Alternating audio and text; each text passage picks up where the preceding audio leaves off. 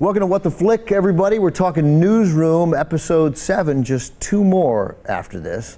This was Red Team 3. They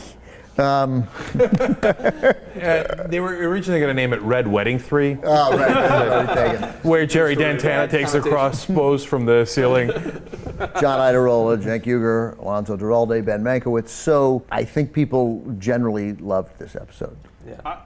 Best episode of this series, hands down. I gotta say. Saying that several in a row, I think. Maybe, but I think this one definitely. And the reason that I love this episode is because they fail. Mm-hmm. The thing that's so annoying about this show is that everybody is always so on top of it and always does the right thing, and they do so with the luxury of several years hindsight, so you can now write them to know, to pre-know everything they're supposed to know and to make all the right judgment calls. And here they fuck up, and they're human, and they make a mistake, and it is great television. I think I would rather, yes, it was good. I liked last week's, I liked this week's. I'd like a little more about Maggie and Jim. I missed that. There was no tension there. This is probably the least relationship drama we've ever had in an episode Also a reason before. why this is the best episode. But, like Don, when he's talking to Marcia Gay Harden in the beginning, and I know Cenk is going to be with me on this, he is 100% right.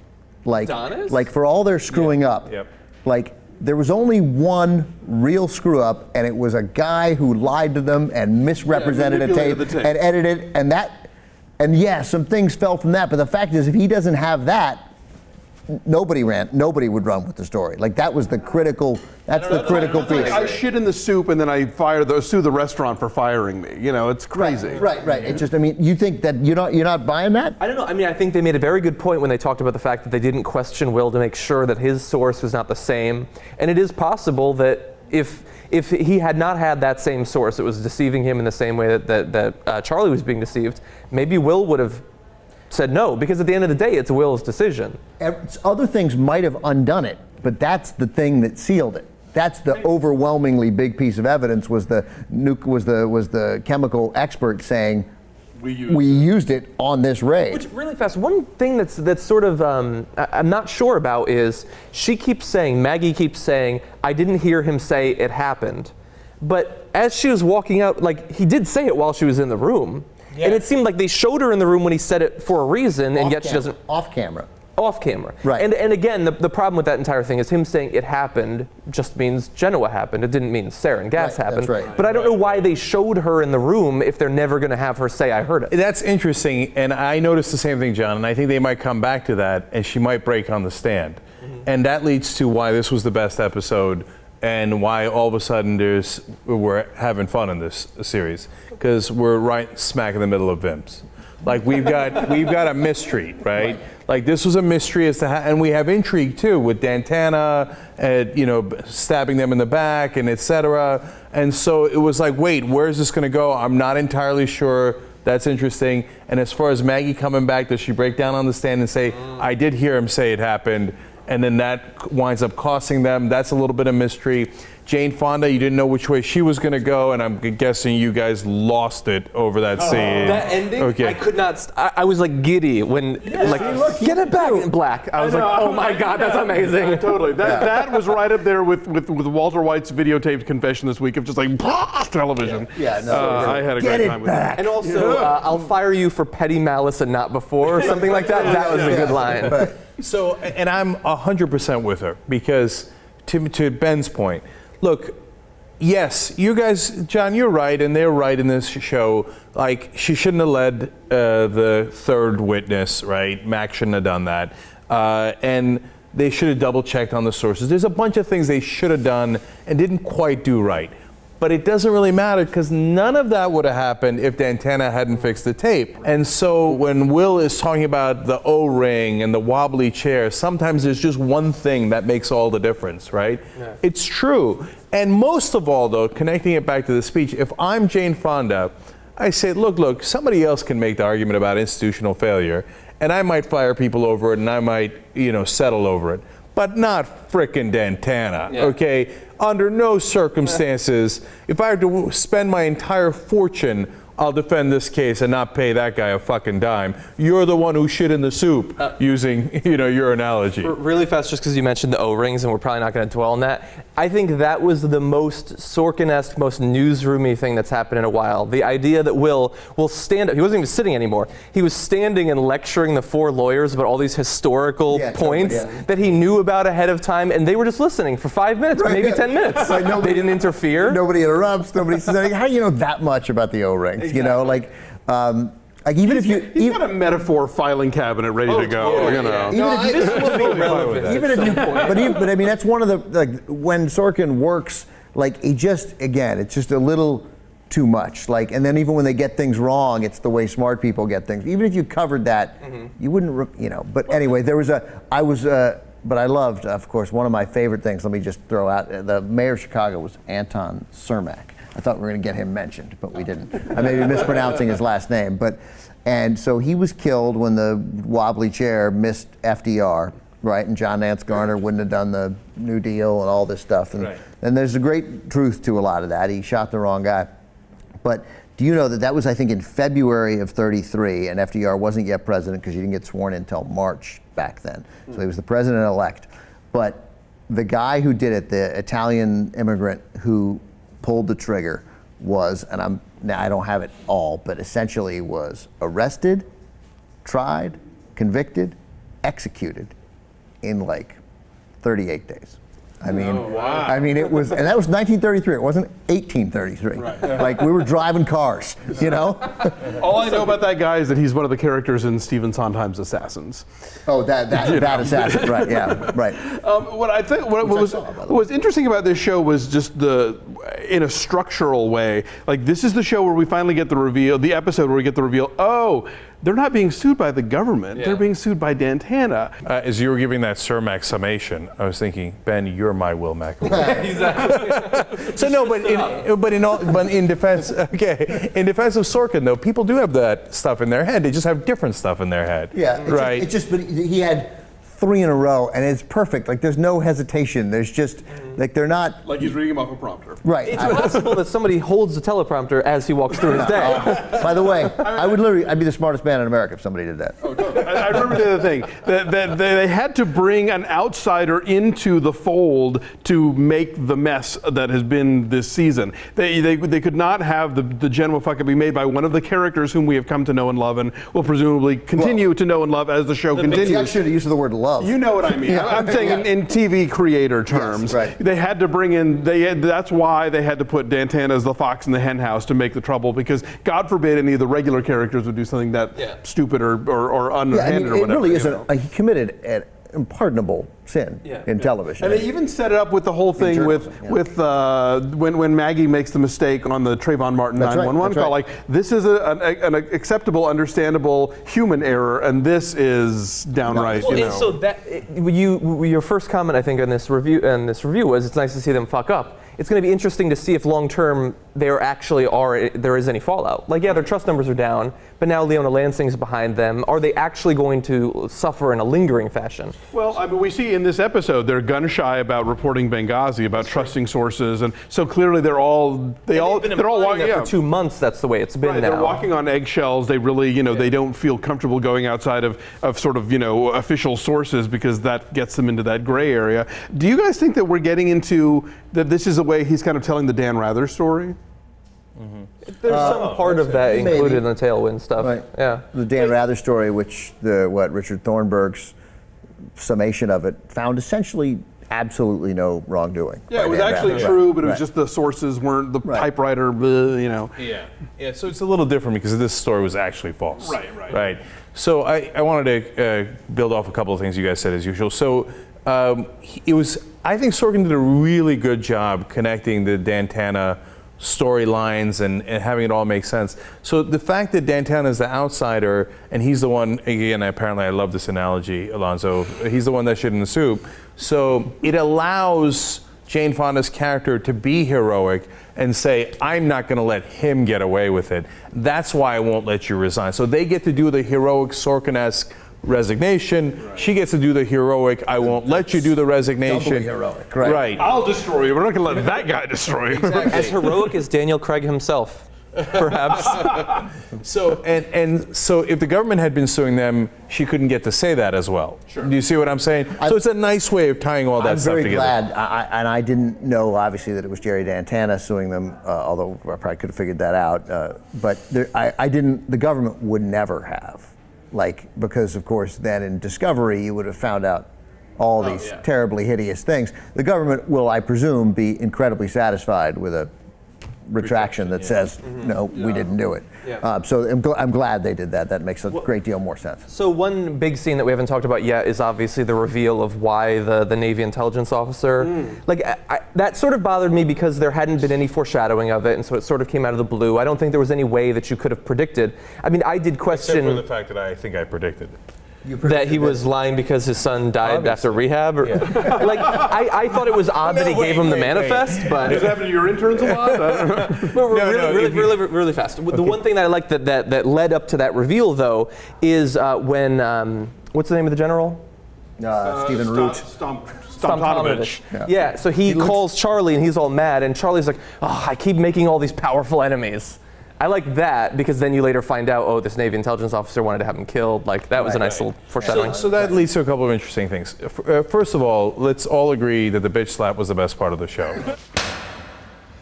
Okay, like it was shocking. I didn't see that coming. Slap Sam Waterston. Right, but I think that goes to a really important point in the show that I'll get to in a second. The reason I say I predicted it is because I said, look, it could be that they're setting them up. The reason they got Operation Genova wrong is because the government, because they were pissed at ACN for all the other stuff, was setting them up. Now it turns out it wasn't because they were pissed at ACN. It was this personal thing we couldn't have possibly guessed. Yeah, right. To John's point, right? Which, by the way, is a terrible, stupid personal grudge to hold. Your son was a heroin addict and he kept screwing up on the job. What the hell? It wasn't. But if you're a grieving parent, you lash out. The things I liked about that were what you just touched on. Set up a giant news organization with an incredibly fake story. The learning moment here is if you get handed a piece of paper from a government source, always hold it over the light just to make sure. That was ridiculous. Because why leave evidence like that? That's a terrible idea. Yeah. What I liked was that the government, almost every government conspiracy, anything where the laws are broken or rules are broken,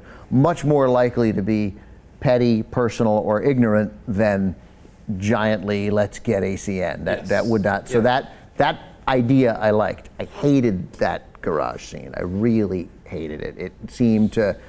First of all, I couldn't follow it. They're talking about a character we never met with great detail, his son, right? His son wasn't a character on the show, right? No. A character we never met doing things that I don't know about, and also presenting a circumstance where, of course they fired him. What are they supposed to do? And it didn't seem credible to me. And difficult as it is for me to say, I'm uncomfortable with Charlie. I think Sam Waterston is not found a voice for this character. He feels to me, and that scene in particular, but even when they, the Merritt Parkway hitting the deer and, we're not having a scrum here, people, or whatever the hell he said. I feel like he is playing his idea of a weathered journalist from the 1930s, and I don't feel there's a human being there. And so he's doing William Holden from Network or something? He's doing William Holden from Network, and William Holden did it well. And so I'm not, and I like Sam Waterston, but I don't like this, and I hated that scene, which was hard to follow, and the slap was, yes, it was good, except I was already so removed from that scene. Yeah. I thought it was by far the worst part of the show. I agree. So that's interesting. But when you look at that, we'll call him an NSA character, although technically on the show I don't think he's NSA. The Navy. Yeah. He says, I was thinking of having you killed. Yeah. So we would never drop sarin gas, except we might have the head of a major news network killed. Right. You see what I'm saying? So which then ironically is personal. Time. It wasn't necessarily, through channels. Okay, all right, we could have had the head of the NSA kill the head of CNN, right? But on his personal time, right? But we would never drop sarin gas. That should tell you a little bit about what I hope everybody gets about those people like me who think that Lee Harvey Oswald could not have possibly, unlikely, it's possible, didn't act alone, because when we talk about the CIA did it, it would be that kind of CIA doing it. It's not like nobody ordered it at the CIA, but a bunch of wackos got together and they have access to the right people, and so this guy would have hired some black op assassin, and he would have shot him or poisoned him with lilies of the field. That's fine. Lilies of the valley. I like how the Breaking Bad references are now overwhelming the Game of Thrones references. That's a good thing. Okay. We have to push back. Okay, but the slap also had a purpose. Like that's that guy, and that's Sorkin through that guy basically saying, don't forget, these guys have almost unlimited power. I mean, who slaps the head of a major news network? That's insane, right? But he thinks, what are you going to do about it? I have so much power. There's nothing you could possibly do, and I've already burned you, and no one would believe you, etc. So I thought that was kind of a chilling, like, moment of like, no, I can commit violence against you, and there's nothing you can do. I would feel compelled if I were Charlie to go to that guy's boss, though.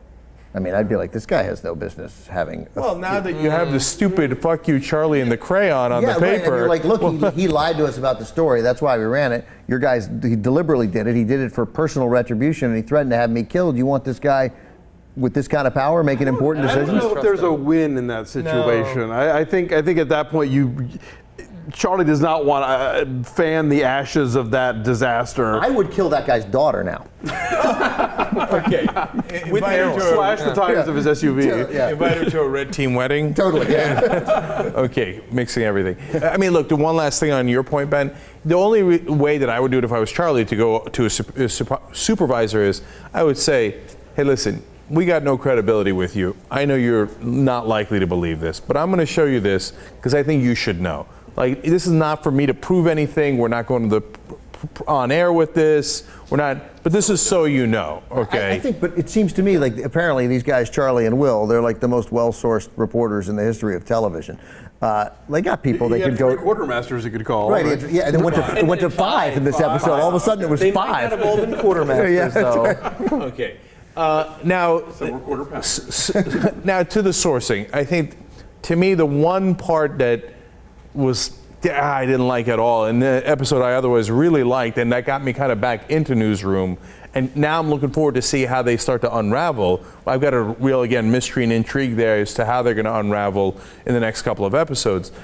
But the part that rang false is, so they're doing the Red Team 3 meeting, and so Jerry Dantana's got this whole thing figured out, right? And he lays it out, and he's got 18 different sources, they believe, right? And by the way, Dantana turns out to be right that they're not above anything, because look at what the head of the NSA did, right? The Navy guy, right? Yeah. So he's right, very conceptually right. Yeah, he's seen as the bad guy and too much of a zealot liberal or progressive or whatever he is, except it turns out he's totally right about what they're capable of.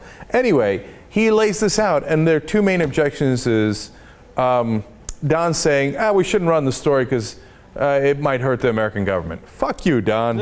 Okay. Oh, there might be riots and stuff. But that's not hurt the American government. That's get soldiers killed. Get civilians killed. No. That is such an illegit. If I would have made a mental note to myself at some point, I got to move Don out. Okay, if I was running that network, because this guy is not taking the news into consideration. He's taking feelings, the repercussions. I mean, Jesus Christ, come back. There are going to be riots.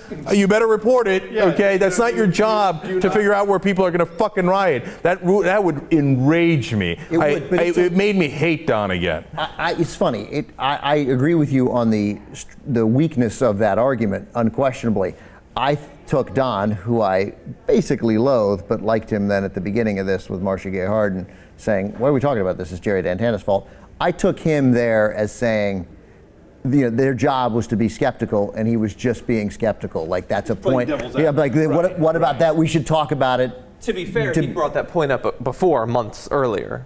So it's something that's been on his mind for several months. I'd bring it up, and I just so that we all. It's okay to bring it up, especially within the context of a red team. I understand. Okay. And then the second thing was Jim just saying, I don't know you, Dantana. Well, I guess that's your fucking fault. I mean, like, if I got a source, I got 8 different sources, 3 witnesses. Some guy's like, well, I don't know you. Well, like, maybe that's because you were jerking off in New Hampshire when you should have been doing your job, okay? So, did somebody break your heart? The weird-looking chick over there? Whatever, okay? I got 8 sources, and you tell me you don't know me. So, I think their questions were totally illegitimate. Except what I liked about Jim the first time was where I thought there's legitimate, like, some of this is this is not science, and some of it is gut. And the most overwhelming point that Jim made would have been, hey, look, that we didn't use it in World War I or II or Korea or Vietnam or the first Gulf War or the first 10 years here, and we used it on this? Yeah. Like now? Like what? Yeah. That makes literally, there's not 1 ounce of sense there. We've had a lot of guys trapped that we couldn't get to, that I suppose we could have gassed everybody and got them out, but we didn't. Why did we suddenly change our mind? And that's a powerful point. And if you wanted to couch the I don't know you thing, the best possible way, even though I wouldn't have accepted this either, would have been to say, hey, listen, I love you, brother, but you obviously care a lot about this story, so you're emotionally invested in it, and for good reason. But I mean, I just want like 8 different eyes on it so that people who are not emotionally invested in this story can, can parse it out. So then that would have been yeah, no, I know. So then you could have asked that somebody else look at the raw tape and go over it over and over again because, hey, you're emotionally invested. That would have been a little fairer than, I don't know you, right? I just thought of something. Charlie knew that the intern was the son of his, inside man. Wouldn't he intervene? Yeah, wouldn't there be some sort of noblesse oblige and you would maybe reassign him or something and not just can him just because he's buddies with his dad? Well, no. So he's Charlie. He would have been principal. They would have canned him, and he wouldn't have wanted to show any favor. But then, wouldn't you think twice about the guy coming and giving you information again? That's true. That's a plot. Okay, maybe that's one reason why I objected to that. Oh, wait a minute. Your son died after he interned here. He might have had no idea that he died. He didn't know the guy. I think he didn't know about the death. Yeah. Okay, but I had fired your son. He could have at least called him and say, listen, this isn't working out. I hate to tell you, but we have to let him go. Even if Charlie would have said, you know what, it's not my decision on whether we hire interns. I delegate that authority. These people said this guy's got to be fired. I'm not cutting my people off. If they say he's got to go, he's got to go. I'm really sorry. I mean, if you had an agent but that's true. That's a flaw. That's a good point. Yeah. If you had an agent that was doing a terrible job and endangering other people, would you keep him on because he was my buddy? Right. No, you wouldn't, right? You'd have to do your job. Yeah. So really fast, a couple things I noticed. I love that they took the intern who's supposed to be the representation of politically engaged young America, and she's the one who's interested in Kate Middleton being pregnant. That's funny. Also, we talked about a couple of the funny Jane Fonda lines, but I really liked the conversation that Sloane, there was not enough of in this episode, had with Don about why she would thrive in prison. Yeah, that was pretty funny. Yeah, she was believably funny. She's funny. She's got great character. Once again, Sloane is the best of the best because my favorite scene was not that. It's when she questioned, hey, why did you cut off that interview, right? Because I was thinking that. I was like, wait a minute, that's not very newsroomy. No. You were on to finding out real information, but it was information that was going to embarrass you guys. The principal people would have continued that conversation. Well, that's Don's mistake. Right. And Don even Elliot was asking questions. Don did it, but also Don did it in part because he wouldn't even buy in the story at first, but then he did, in an instinct, at that exact moment, wanted to protect his friends, at least until they found out more information. Yeah. The fact is, they couldn't report it later. To me, in some sense, that was a fairly stand-up move by Don. As long as you don't stand in the way of getting at the truth later. The flip side of me not liking Don is that Don actually might be the most believable character in a real newsroom. Yeah, I think that's right. That's a little territorial, a little willing to step on some principal lines to protect his colleagues, etc. So I've seen guys like that in newsrooms. Yeah. I agree. You're right. He's a good character. Good actor. Right. And we totally saw the basketball thing coming as the linchpin for picking apart the. That part was. I thought that someone was going to come up to her and just go, "Look at the clock." Yeah. They talked about basketball for 10 minutes. I know. They're in tennis you could be penalized for slow play, and you're like, we all know where this is going, all of us. Yeah. Cenk already told us in last week's review. Only. But it's funny though when they had the conversation about basketball, I didn't put the pieces together. Oh, this is how she's going to figure it out. I just thought it was one of those. They handed her a fucking clock that says 35 on it. It's just a shot clock. I just thought it was one of those Sorkin conversations. Yeah. I did not put it together in my mind. And then she's like, wait a minute. And also, and again, it's just, and Jerry Dantana, move the medals. Move the medals. Get the game out of frame. The guy wanted the game on. He was sitting with his back to it. It was the worst silhouetting job ever. It was so clearly Stephen Root with a hat on. General Stephen Root. Yeah.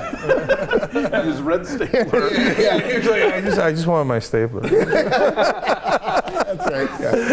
Same guy. Yeah. Great actor. Great actor. All right, so no newsroom next week? No newsroom next week for Labor Day. 2 episodes left, which we will do on the Mondays after they air in September. And now I'm looking forward to it. Yes, that's exactly right. We all are. Thanks, everybody.